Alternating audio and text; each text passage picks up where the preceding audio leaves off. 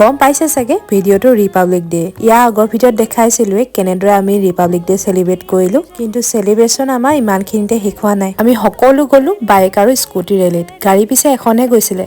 তাৰে ফ্ৰণ্ট চিটটোত বহা সৌভাগ্যকণ পালো মই।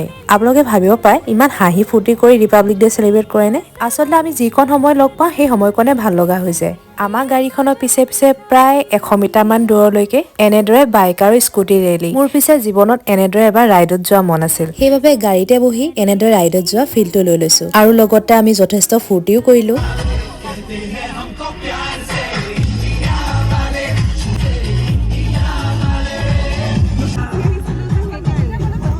আমাৰ অসমৰ গৌৰৱ ৰংঘৰ আৰু স্বৰ্গদেউ ৰুদ্ৰসিংহ পাৰ্কৰ ফ্ৰণ্টত আমি ৰখি ফটো মাৰিলো। মোৰ এই মিনি ব্লগটোৰ কাৰণে মোৰ আৰু মোৰ লগৰ সকলোৱে এক্সাইটেড। আচলতে মন ভাল লাগি থকা দিন এটা চাবলৈ সকলোৱে মন যায়। আকৌ পুনৰ এটা নতুন